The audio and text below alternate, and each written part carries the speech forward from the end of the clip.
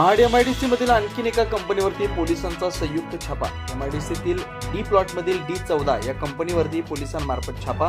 2 दिवसांपूर्वी महाड एमआयडीसी मधून करण्यात आलं होतं ड्रग्ज हस्तगत। आता नवीन एका कंपनीवरती छापा पडल्यानं पुन्हा एकदा चर्चांना उधाण।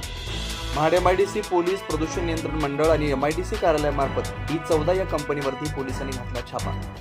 महाड एमआयडीसी सध्या चर्चेत आली।